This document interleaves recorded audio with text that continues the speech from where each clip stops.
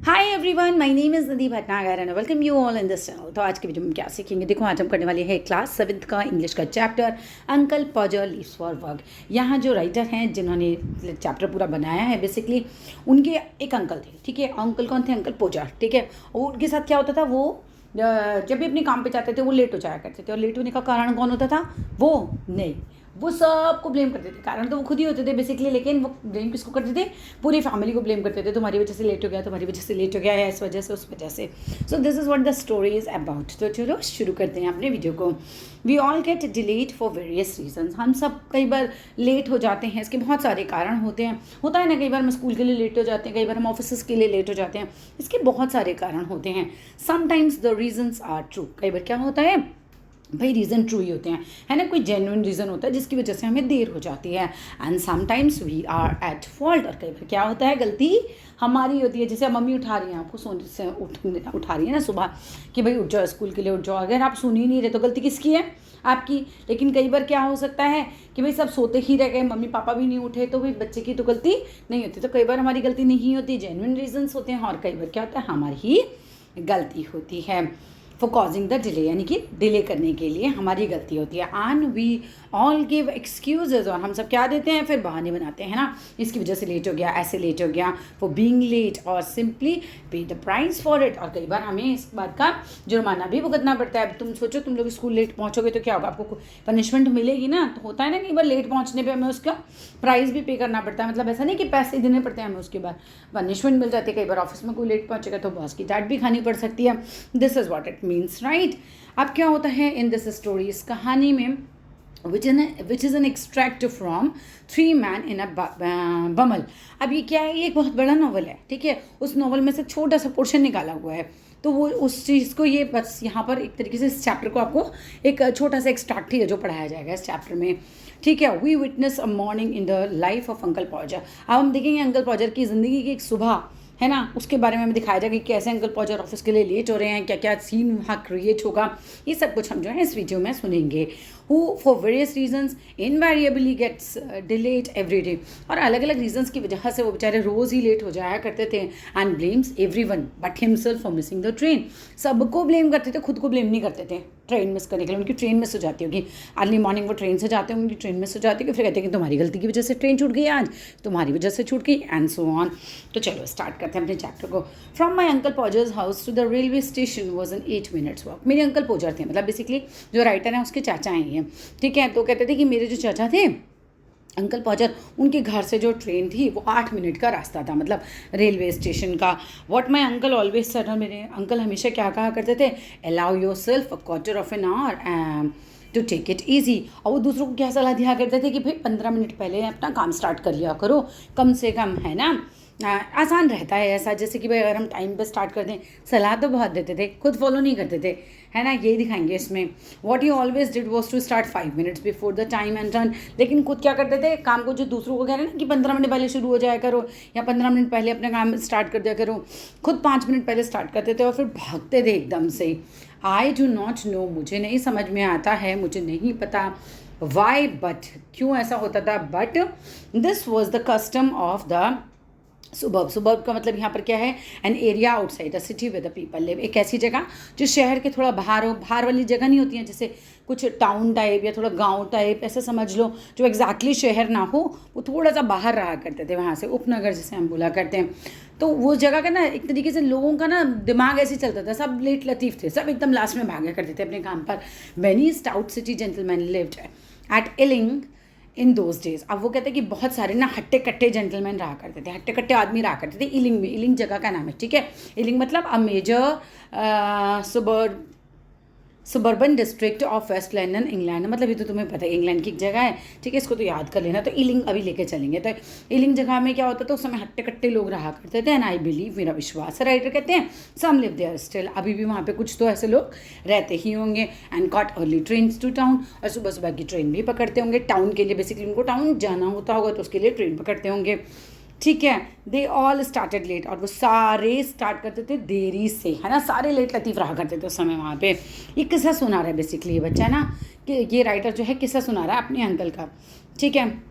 They all carried on, इन सभी के पास क्या होता था, एक ब्लैक बैग होता था, अ black bag and a newspaper in one hand, एक हाथ में उनका ब्लैक बैग होता था, एक हाथ में न्यूज़पेपर होता था, and an umbrella in the other. अच्छा, ब्लैक बैग और न्यूज़पेपर एक हाथ में होता था और दूसरे हाथ में उनका क्या होता था, अम्ब्रेला होता था। मतलब ब्लैक बैग और न्यूज़पेपर एक हाथ में है, दूसरे में अम्ब्रेला, क्योंकि वहाँ शायद बारिश ज़्यादा होती होगी उन दिनों, है ना, तो लोग अम्ब्रेला लेके चलते होंगे। And for the last quarter of a mile, यानी कि जैसे मान लो कि 12 किलोमीटर दूरी है, तो लास्ट क्वार्टर में मैंने तीन जो किलोमीटर एक तरीके से रह गए ना, एक क्वार्टर जब रह जाता था, वेट और फाइन दे ऑल रन, पसीने से बह रहे हों या फिर वैसे ही फाइन हो, ना भी पसीना आ रहा हो, लेकिन सब जो है भाग ही रहे होते थे।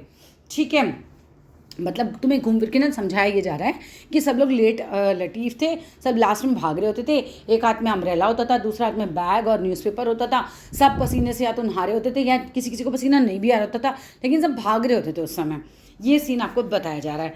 Fox with nothing else to do, कुछ लोग ऐसे होते थे जिनका कोई काम धंधा नहीं होता ना, ऐसे ही हैविंग घूमते रहते हैं, तो वैसे वाले लोग अब बताएंगे कौन कौन उन्हें देखते थे। ठीक है, तो कौन कौन देखते थे, कुछ लोग जिनके पास कोई काम नहीं था, नर्समेट्स यानी ऐसी नर्सें हैं जो वहाँ काम वाम करती होंगी, चीफली द अनबॉयड। अनबॉयड कौन होते हैं, देखो संदेश वाले लड़के यहाँ पर नहीं, इसका मतलब क्या होता है यहाँ पर, विद नाउ एंड देन अक्सर बताती हूँ अभी।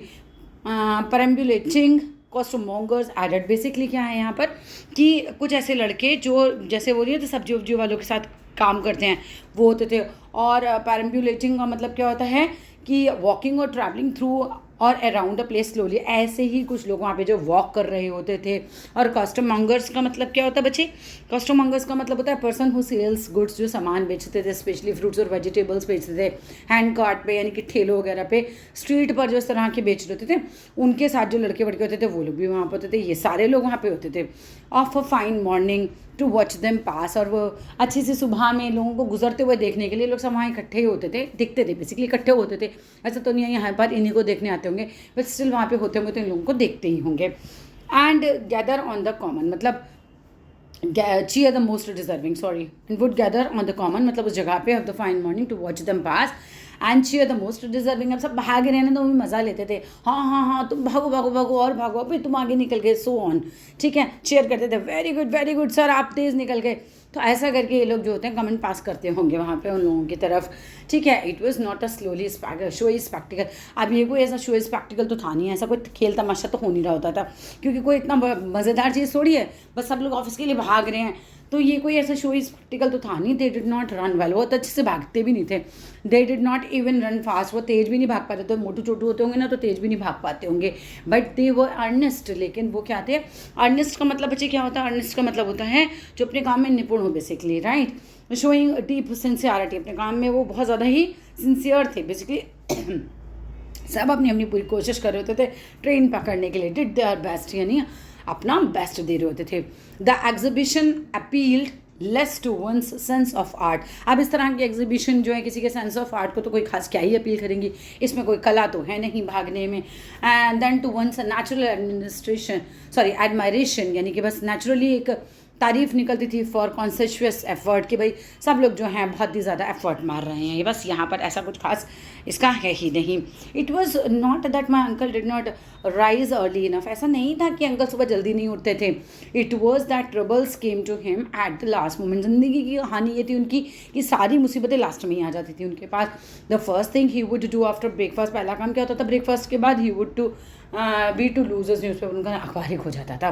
वी ऑलवेज न्यू, हमें हमेशा से पता है, when uncle पोजर had lost anything, जब अंकल पोजर का कुछ खो जाता था ना, by the expression of astonished indignation with which on such occasions he would regard the word in general।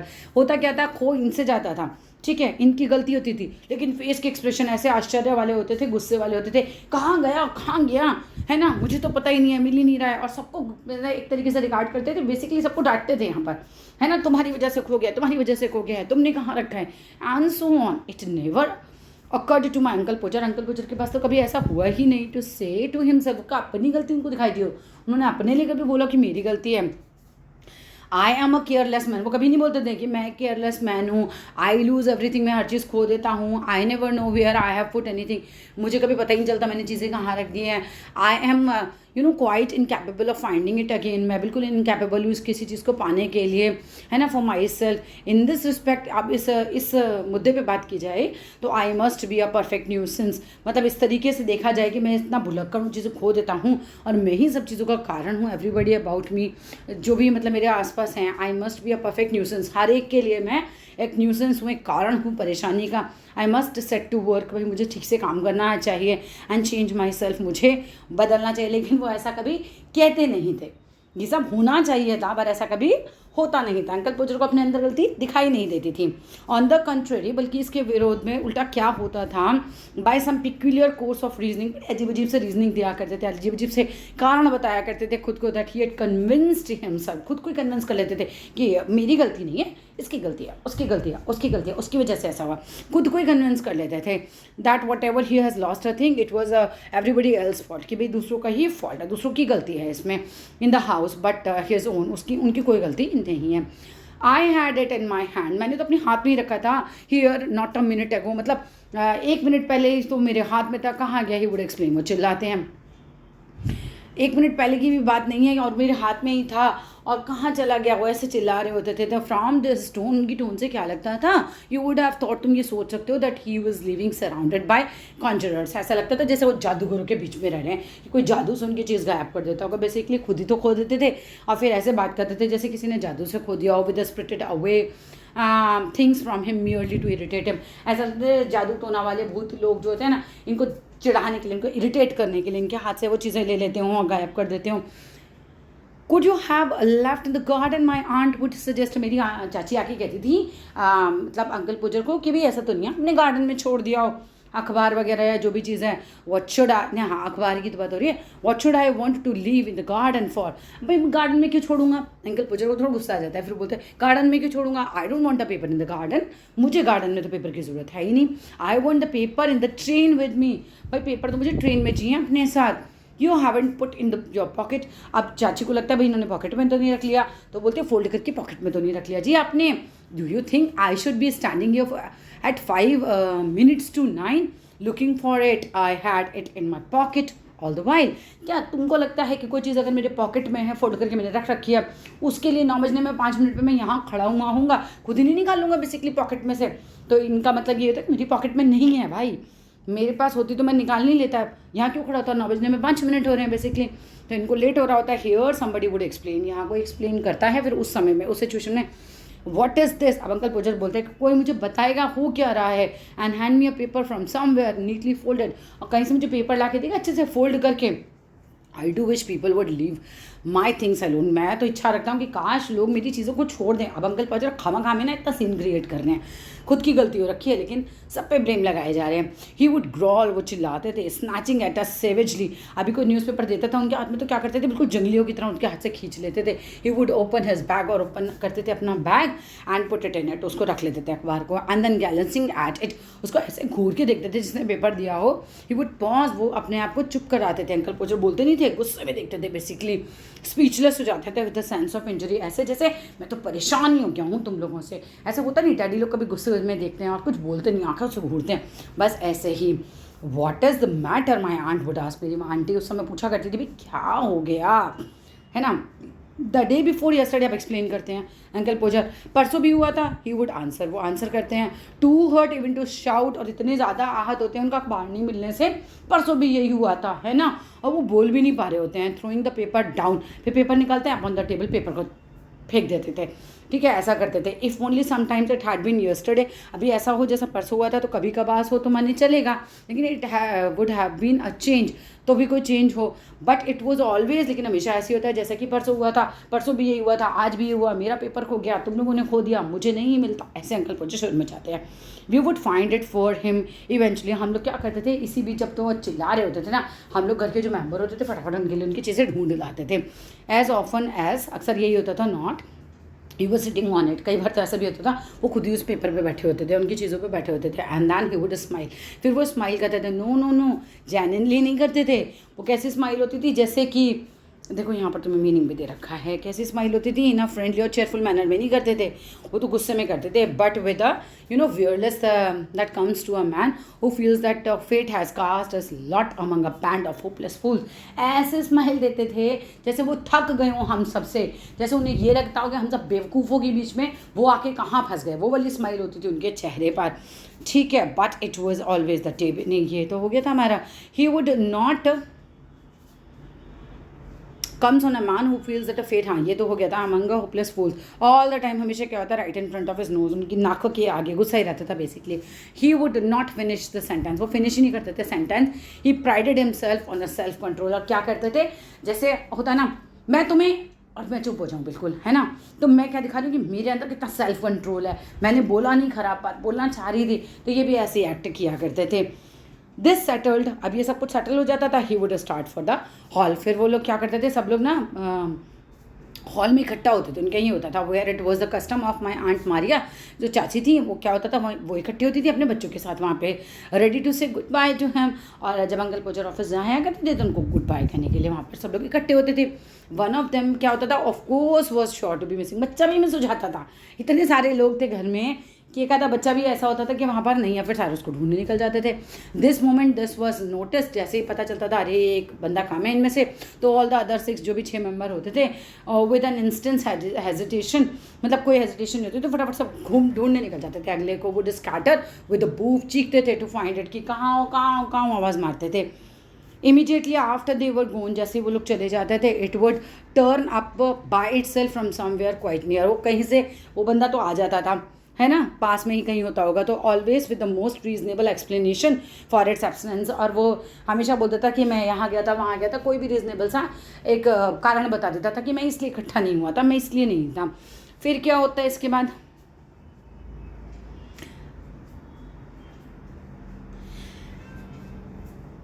5 minutes at least would passes, कब में 5 मिनट निकल जाते थे, in everybody looking for everybody else, मतलब हर एक किसी न किसी को ढूंढ ही रहा होता था लास्ट मोमेंट पे भी, बाय करने के टाइम पे भी, which was enough time to allow uncle to find the umbrella and lodge his hat. अभी 5 मिनट में क्या होता था, अम्ब्रेला वो क्या करते थे, ढूंढ लेते थे, लेकिन उनकी हैट खो जाते थे। घूम फिर के दिखा रहे हैं कि लास्ट मोमेंट पे कैसे हसल वसल हो जाते थे इनकी लाइफ में। देन एट लास्ट में क्या होता है, एज द ग्रुप रीअसेंबल, जैसे पूरे सब लोग वापस हॉल में इकट्ठे होते थे, drawing room clock would commence to strike 9, टंग से 9 बज जाता था। ठीक है, यहाँ पर क्या होता है, ये साउंड क्रिएट होती है basically, it possessed a cold penetrating chyme, basically turn की जो आवाज़ है उसी के लिए कहा जा रहा है, that always had the effect of confusing my uncle. मेरे अंकल बड़े कन्फ्यूज हो जाते थे, ओ माई गॉड 9 बज गए। इन हिज एक्साइटमेंट, इस एक्साइटमेंट में ही वुड किस सम ऑफ द चिल्ड्रन ट्वाइस, किसी किसी बच्चे को जल्दी से जाते टाइम 2 बार किस कर लेते थे, और ओवर ऑल ओवर अगेन। अब he used to say the, वो कहा करते थे, ही बिलीव, उनका विश्वास था, they mix themselves up on purpose, basically बच्चे मिक्स हो जाते थे, वो बाय कर रहे थे, किस कर रहे होते थे, तो वो क्या होता था किसी किसी बच्चे को 2 बार किस कर लेते थे, to add to his troubles. और एक और ट्रबल आता था उनकी लाइफ में, one children always had a sticky face, एक बच्चे का हमेशा चिपचिपा फेस होता था, पसीना होता था, and that child would always be the most affectionate, लेकिन उनका सबसे ज़्यादा प्यार था तो किस करते थे उस बच्चे को भी। If things were going too smoothly, अगर चीज़ें ऐसे ही स्मूथली चलती रहें, the eldest boy would come out, उनमें से जो सबसे बड़ा वाला लड़का था वो आके क्या बोलता है, कहानी बोल देता है बेसिकली, मतलब एक बात बोल देता है कि जितने भी क्लॉक्स हैं in the house being 5 minute slow, वो सबकी सब 5 मिनट स्लो हैं। ठीक है, घबराओ मत, 5 मिनट सारी की सारी क्या हैं, स्लो हैं। वो ऐसा बोलता है और कहता है कि इसकी वजह से मैं ना कल भी जो है स्कूल में लेट हो गया था। This would send my uncle rushing ambitiously. अच्छा, तो अभी 5 मिनट शुरू है, मतलब अभी 9:05 बज गए, 9 की बजाई।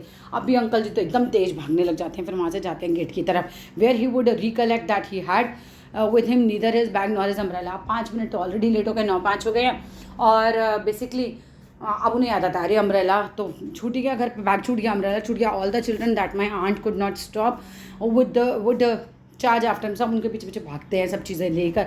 2 of them struggling for umbrella, 2 umbrella के लिए स्ट्रगल कर रहे होते हैं, और बाकी जो हैं वो किसके लिए, बैग के लिए भाग रहे होते हैं। एंड व्हेन दे रिटर्न, जब ये लोग वापस आते हैं ना अंकल को सारा सामान दे दवा के, he would discover on the hall table, उन्हें हॉल के टेबल पर एक ऐसी चीज़ दिखती है, मोस्ट इंपॉर्टेंट जो चीज़ थी, और अंकल पोजर उसे भी भूल गए थे। And wondered what he would say when he come home. अब ये लोग सोचते हैं हे भगवान आज फिर छोड़ गए, अब आके पता नहीं क्या बोलेंगे।